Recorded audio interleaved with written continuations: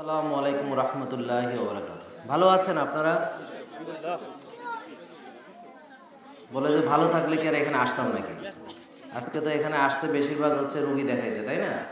তা আপনারা কি রুগী যারা দেখাইছেন খুশি কিনা আপনারা? খুশি? খাওয়া দাওয়া আছে কিন্তু। তো প্রিয় দর্শক, যারা আমাকে নিয়মিত অনলাইনে দেখে থাকেন, তো সর্বপ্রথম আমি আসলে এখানে যার কারণে আসতে বাধ্য হয়েছি সেটা হচ্ছে আমাদের সবার প্রিয় মাওলানা আশরাফ ভাই। এখানে আজকে কিন্তু একটা জোকে ধরছিল আমাকে, আপনারা দেখছেন। এই জোকের চেয়েও ভয়ঙ্করভাবে উনি আমাকে ধরেছেন। জোক রক্ত খেয়ে নিয়েছে, কিন্তু উনি আমাকে এখানে নিয়েই এসেছেন। তো ওনার জন্য জোরে আমরা একটা করতালি দিই, জোরে সবাই। আসলে আমি যেই রোগগুলো নিয়ে কাজ করি, একটু আগে আমাদের একজন প্রফেসর ডাক্তার উনি খুব সুন্দর করে বলেছেন, একটা হচ্ছে নন কমিউনিকেবল ডিজিজ, মানে হলো এই দিকে যারা আছে, যারা আজকে অতিথি এবং মঞ্চে উপবিষ্ট, এরা হচ্ছে নন কমিউনিকেবল ডিজিজ। অর্থাৎ ডায়াবেটিস যদি হয় কাদের হবে? এদের হবে। ব্লাড প্রেশার মাইন্ড করেন না আবার, উচ্চ রক্তচাপ হলে কাদের হবে? এদের হবে। ওখানে সারা দিনে মাত্র একটা রুগী পাওয়া গেছে ডায়াবেটিস। তাহলে আমি মূল যাদেরকে নিয়ে কাজ করি, ডায়াবেটিস, হৃদরোগ, ফ্যাটি লিভার, ওজন বেড়ে গেছে, রক্তনালীতে ব্লক হয়ে গেছে, রিং পরিয়ে ফেলেছে, বুক ফেড়ে ফেলেছে, কিডনি নষ্ট হয়ে যাচ্ছে, ব্রেন কাজ করছে না, এই ধরনের রুগীদেরকে নিয়ে আমি কাজ করি। কিন্তু সত্যি বলতে কি আজকে নিজেকে অপরাধী মনে হচ্ছে, কারণ এই যে প্রান্তিক জনগোষ্ঠী যারা এখানে বসে আছে, আসলে কি আমি তাদের জন্য অনেক বেশি কিছু করতে পেরেছি কিনা? তো আমি আপনাদেরকে সবাইকে, আপনাদের গ্রামবাসী সবাইকে, অত্র এলাকার সবাইকে আমি ধন্যবাদ জানাই যে আপনারা আমাকে এখানে আমন্ত্রণ জানিয়েছেন এবং একটা সুযোগ তৈরি করে দিয়েছেন। অন্যান্য দিনের আলোচনার চাইতে আজকের আলোচনা ভিন্ন রকম হবে। কেননা এই যে আজকে যারা অসুস্থ এখানে বসে আছে, এরা কেউ অধিক খেয়ে অসুস্থ হয়নি। আমি আমাদের সম্মানিত প্রফেসর সাহেবের সঙ্গে মত বিনিময় করলাম।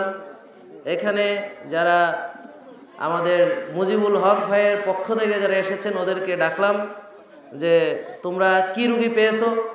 ও একটা রুগী পেয়েছে। আর বাকি রুগীগুলো হচ্ছে পেটের প্রবলেম। দেখেন আপনাদের কথা ঠিক আছে কিনা? পেটের সমস্যা, ব্যথা বেদনার সমস্যা, গিরার সমস্যা, মাজার সমস্যা, ইনফেকশাস ডিজিজগুলো যেগুলো কিছু কিছু আছে, কমিউনিকেবল ডিজিজ আছে, কিছু কিছু আছে আপনার চামড়াতে সমস্যা, স্কিন ডিজিজ আছে, হাইজিনের অভাবে কিছু রোগ আছে, এবং পুষ্টিহীনতার কারণে দুর্বলতা জেনারেল। তো স্যার ঠিক আছে কিনা প্রফেসর সাহেব আমি যে কথাগুলো বলেছি? এখন আমি যখন ভিডিও বানাই অনেকে আমাকে বলে বড় লোকের ডাক্তার। আসলে কথাটা মিথ্যা না। কারণ হচ্ছে আমি যে রোগগুলো নিয়ে কাজ করি এগুলো সাধারণত যাদের অর্থ আছে, যাদের অধিক খাওয়ার সুযোগ আছে, যাদের অলসতা বিলাসিতা করার মতো অবস্থা হয়েছে, যেমন আমি সারাদিন রুগী দেখি বসে বসে, আমার পক্ষে হাল চাষ করা, লাঙল ঠেলা বা পাহাড়ে ওঠা অথবা ইট ভাঙা, ঠেলা চালানো, এগুলো আমার কাজ নয়। তো আপনারা যারা প্রান্তিক লোক, যারা পরিশ্রম করেন, আপনাদের মূল প্রবলেম হচ্ছে পুষ্টিহীনতা। আর আপনাদের ভিতরে আছে কিছু ভালো অভ্যাস, আর কিছু আছে তামাক জর্দা খাওয়ার অভ্যাস।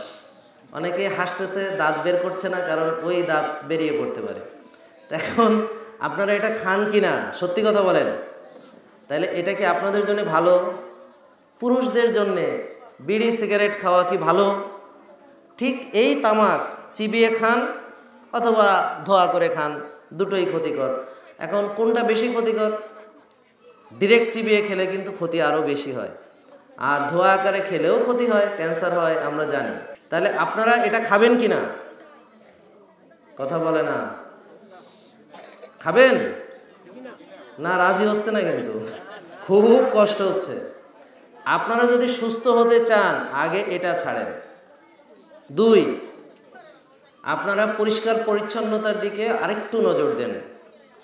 হাত ধোয়া, টয়লেটের পরে এসে সুন্দর করে পরিষ্কার পরিচ্ছন্ন হওয়া, এখানে বেশিরভাগ স্যানিটারি টয়লেটই ব্যবহার করে। হাইজিন বিষয়ে, বিশেষ করে মেয়েদের মেয়েলি সমস্যার পরে পরিষ্কার পরিচ্ছন্নতার বিষয়ে শহরে যেমন ওরা সুন্দর সুন্দর দামি দামি প্যাড ব্যবহার করে, এখানে কিন্তু অনেক সময় ন্যাকড়া ব্যবহার করে।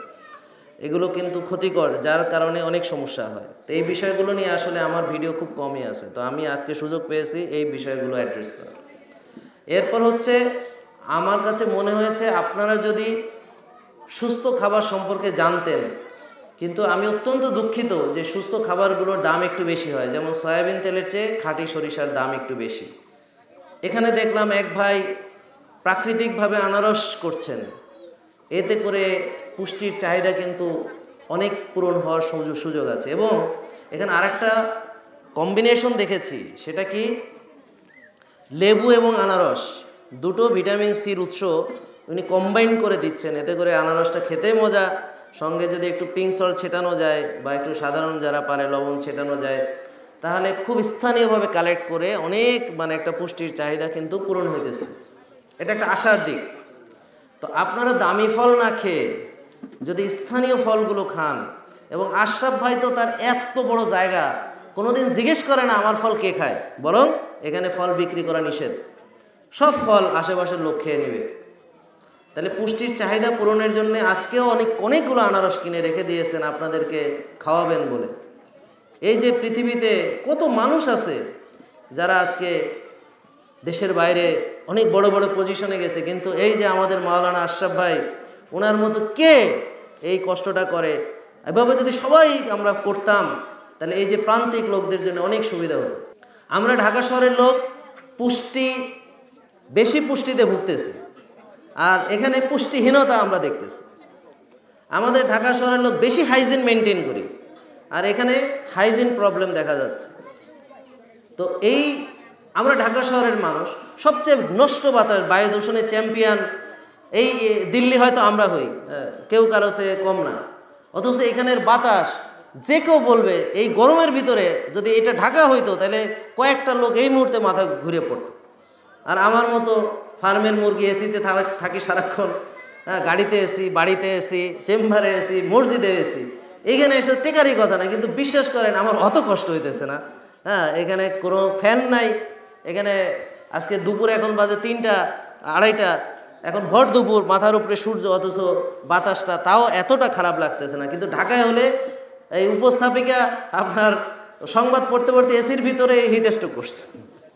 এখন এখানে কি অবস্থা হইতো বোঝার চেষ্টা করেন।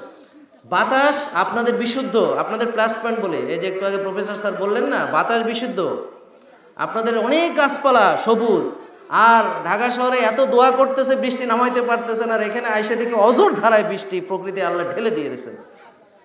এই যে সুন্দর বৃষ্টি পড়ছে, এই যে পাহাড়ি এলাকাগুলা অতটা ঘনবসতি না, পাহাড়কে পাহাড় দেখলাম সবুজ আর সবুজ, বায়ু দূষণ নেই, প্রকৃতি বিশুদ্ধ, সূর্যের আলো পাচ্ছেন, টাটকা বাতাস পাচ্ছেন। আপনারা যদি শুধুমাত্র খাবারের ক্ষেত্রে সামান্য সতর্ক হন, অর্থাৎ সয়াবিনের পরিবর্তে সরিষার তেল খাবেন, পারবেন তো ইনশাল্লাহ? দেশি ঘানিতে বানানো খাঁটি সরিষার তেল, আশা করি এলাকায় প্রচুর কাঠের ঘানি চালু হবে। আমি আশা করব আমাদের আশরাফ ভাই উদ্যোগ নেবেন, কিছু কাঠের ঘানি আশেপাশে করে দেওয়া যায় কিনা। এবং আমাদের এখানে সাংবাদিক ভাইরা আছেন, এখানে একটু আগে চেয়ারম্যান সাহেব এসেছেন, উনি স্বাস্থ্যে 2বার অ্যাওয়ার্ড পেয়েছেন, এবং উনি ডাইনামিক চেয়ারম্যান দেখলাম। এরকম চেয়ারম্যান যদি প্রতি অঞ্চলে থাকে, তো দেশের পরিবর্তন হইতে বেশি দিন লাগবে না। ডাইনামিক চেয়ারম্যান, মানে সে এই এলাকার আনারসকে বিখ্যাত করার জন্যে কিভাবে এই এলাকার সবজি, প্রাকৃতিক সবজিকে সবার কাছে গিফট হিসেবে পাঠাচ্ছেন উনি। এবং এই যে প্রাকৃতিক ফলগুলা, আমাদের বিদেশি আগ্রাসন থেকে মুক্ত হতে হবে। এই যে বিদেশি কেমিক্যাল দেওয়া ফল, এগুলো আমি সব আমার রোগীকে খেতে নিষেধ করি।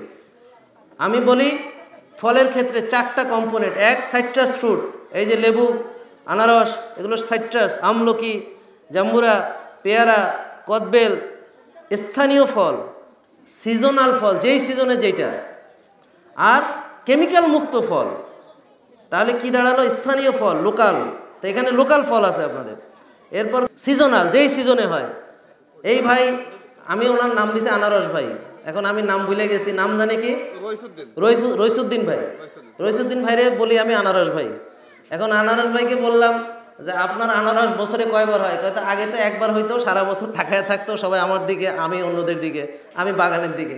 এখন উনি 4 ধরনের আনারসের সমন্বয় করেছেন, যার ফলে অনেক সময় ধরে আমরা আনারস পাচ্ছি। এই জাত পরে আরেকটা জাত পাচ্ছি, তারপরে আরেকটা জাত পাচ্ছি। তার মানে সিজনে হচ্ছে এক এক ধরনের আনারস, এটাকে বলে সিজনাল। আর একটা হলো সাইট্রাস, যেখানে ভিটামিন সি সমৃদ্ধ আরও অনেক পুষ্টি আছে। সাইট্রাস টক মিষ্টি। আর হলো কি কেমিক্যাল মুক্ত প্রাকৃতিক।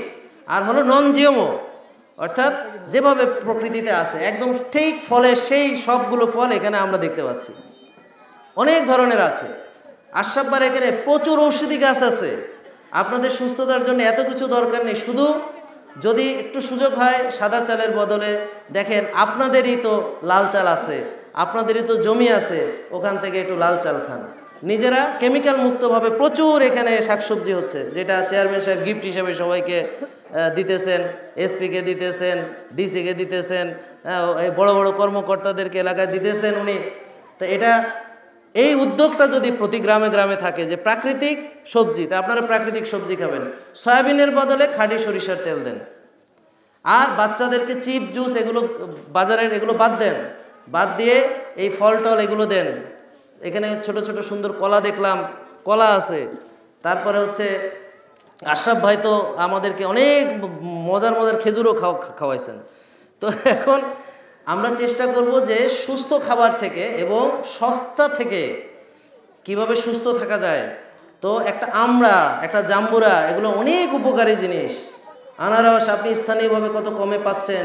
লেবু এখানে এমনিতে হয়, আনারস বাগানে লেবু এমনিতেই হয়। আমি আনারস ভাইরে বললাম, ভাই আনারসের সাথে লেবু ফ্রি, ঠিক আছে না? তোকে কোনো সমস্যা নেই, আমি তো এমনি দিয়ে দিই। তো এখন ভিটামিনের চাহিদা যদি আপনাদের পূরণ করা যায়, আর একটা আমিষ অর্থাৎ মাছ, আপনারা এলাকায় মাছ চাষ করেন। এখানে অনেক হাওয়ার টাওয়ার ছিল, আমি জানতাম, আমি একবার নিয়েছিলাম ফ্রেশ মাছ। এই মাছগুলো আপনারা খান, কম দামিগুলো খান, প্রাকৃতিকগুলো খান। নিজেরা হাঁস মুরগি পালন করেন প্রয়োজনে। আশরাফ ভাই, আমি আমার এলাকায় হাঁস মুরগি পালনের জন্য আমার যত গরিব আত্মীয় স্বজন আছে তাদেরকে বলছে যার যত বেশি তাকে দেব বেশি, মানে সে প্রোডাকশন করবে, বুঝেন নাই? তো যারা হাঁস পালবে, মুরগি পালবে, তারপর দেশি গরু পালবে, দেশি ছাগল পালবে, আপনারা পুষ্টিতে স্বয়ংসম্পূর্ণ হয়ে যাবেন। তাহলে আপনি ঢেঁকি চাটা লাল চাল, সরিষার তেল, নিজেদের শাকসবজি, নিজেদের মাছ, নিজেদের আনারস আছে, আমার কথা বুঝতে, নিজেদের ফল আছে, এখানে কাঁঠাল খান, পুষ্টিকর একটা খাবার। এখন আবার অনেকে বলে স্যার আপনি তো নিষেধ করেন। আরে নিষেধ করি যেগুলো বেশি খায় এইগুলারে, যেগুলো খেতে পায় না তাদের তো কাঁঠাল, এক কাঁঠালে কত ধরনের পুষ্টি সে একসঙ্গে পাইতে আছে, ওদের জন্য নিষেধ নাই। আপনারা কলা খাবেন, দেশীয় জাতের কলা আছে। আপনাদের পুষ্টির চাহিদাটা পূরণ করলে আপনারা সুস্থ থাকবেন। আর আপনার পেট জীবনে খারাপ হবে না যদি সেখানে সয়াবিন তেলটা বন্ধ রাখেন, যদি তামাক জর্দা খাওয়া বন্ধ রাখেন, যদি বারবার না খেয়ে অল্প সময়ের ভিতরে খান, অর্থাৎ উঠেই সকালে না খেয়ে দুপুরে খান, সন্ধ্যায় খান, তাতে টাকা বাঁচবে আর আপনার পেট ভালো থাকবে। বেশি খেলে, বারবার খেলে পেট ভালো থাকে না। আর আপনাদের আর কি বলবো, বরং আপনাদের উদাহরণ আমি ঢাকাতে দেই। গ্রামের মানুষ পরিশ্রম করে, কায়িক শ্রম করে, তাদের রোগ বালাই কম হয়। গ্রামের মানুষ রাতে ঘুমায়, আপনারা রাতে ঘুমান না জেগে থাকেন? রাতে ঘুমায়, আর্লি ঘুমায়। গ্রামের মানুষ ভোরে ওঠে, গ্রামের মানুষ রোদে পড়ে, গ্রামের মানুষ বৃষ্টিতে ভেজে, সেখানে আছে ভালো বাতাস, সব কিছু আপনাদের আছে। শুধু একটু সচেতনতা, একটু হাইজিনটা মেনটেন করেন পরিষ্কার পরিচ্ছন্নতার ব্যাপারে। আর খাওয়ার ক্ষেত্রে দেশীয় ফল, দেশীয় মাছ, দেশীয় ডিম, দেশীয় মুরগি বা নিজেরাই পালন করেন, দুধ, নিজেদের গাই গরুর দুধ যেগুলো আপনারা পালন করেন, এতে আপনার অর্থনৈতিকভাবে যেমন সমৃদ্ধ হবেন, তেমনি আপনাদের পুষ্টির চাহিদা পূরণ হবে। বিশ্বাস করেন, আপনাদের পুষ্টি ঠিক থাকলে কোনো রোগের সাধ্য না ইনশাল্লাহ আপনাদেরকে ধরবে। কি বলেন, ঠিক কিনা? আর আমাদের হচ্ছে পুষ্টি বেড়ে গেছে। আমাদের জন্য অন্য উপদেশ, প্রিয় দর্শক, আপনার যারা আমরা হাইপার টেনশন, ডায়াবেটিস, হৃদরোগ, এগুলো নিয়ে আমার হাজার হাজার ভিডিও আছে। আজকে আপনাদেরকে অনেক ধন্যবাদ যে সুযোগ করে দিলেন ভিন্ন কিছু বলার জন্যে। তো ওনাদের ক্ষেত্রে আর কিচ্ছু লাগবে না, শুধু এই কটা জিনিস আপনারা করেন, দেখবেন আপনারা ভালো থাকবেন ইনশাআল্লাহ। তো আর কাউকে কষ্ট দিতে চাই না, অলরেডি সবাই কষ্ট করেছেন। আমাদের আশরাফ ভাইকে অনেক ধন্যবাদ দিতে চাই, এবং এখানে যারা গণ্যমান্য যারাই এখানে উপস্থিত হয়েছেন, অনেক কষ্ট করে নিঃস্বার্থভাবে, কোনো স্বার্থ ছাড়া আপনারা এখানে এসেছেন। এবং আপনারাও আজকে এখানে এসেছেন, আশরাফ ভাই আপনাদেরকে শুধু ট্রিটমেন্ট দিচ্ছেন তা না, আপনাদের ওষুধ দিচ্ছেন, বড় বড় ডাক্তার নিয়ে এসেছেন যাদেরকে চেম্বারে দেখাতে গেলে আপনাদের অনেক টাকা ভিজিট দিতে হবে, সিরিয়াল পাবেন না। তারপরে এখানে অনেক পুষ্টিবিদ, নার্স, আরও অনেককে নিয়ে এসেছেন উনি। আপনারা এইটা বিনামূল্যে শুধু পাচ্ছেন, ওষুধ দিচ্ছেন বিনামূল্যে, উনি খাইতে দিতেছেন, আবার খাবার নাকি নিয়েও যাইতে দিবেন। তো আর কি চাই, আমরা সবাই ওনার জন্য দোয়া করব, ওনার মরহুম পিতামাতা সবার জন্য দোয়া করব, ওনার আত্মীয় স্বজন সবার জন্য দোয়া করব, এবং ওনার বাবা যার সিলসিলা উনি ধরে রাখতে চাচ্ছেন, এবং ইনশাল্লাহ যদি এখানে আন্তর্জাতিক মানের একটা ইকো রিসোর্ট হয়, এই এলাকার অত্র আরও এই 3 গ্রামের মাঝখানে এই জায়গা আল্লাহ এমনিতে দেন নাই, কেন দিয়েছেন যে আরও 3-4 গ্রামের লোক ইনশাল্লাহ আপনারা স্বাবলম্বী হয়ে যাবেন। কেননা একটা এলাকায় উন্নত এরকম প্রতিষ্ঠান হলে আশেপাশের এলাকার সবাই স্বাবলম্বী হয়ে যায়, তাদের অর্থনৈতিক অবস্থার পরিবর্তন ঘটে। এই যেমন আনারস উৎপাদনে কিছুদিনের ভিতরে বাংলাদেশে এই এলাকা বিশাল সুনাম বয়ে নিয়ে আসবে, এবং এই অর্থনৈতিক উন্নতির সাফল্য আপনারাও এটা উপভোগ করবেন। আশা করি এইভাবে চললে আপনারা অনেক অনেক ভালো থাকবেন, সুস্থ থাকবেন। সবাইকে অনেক ধন্যবাদ। আসসালামু আলাইকুম ওয়া রাহমাতুল্লাহি ওয়া বারাকাতুহু।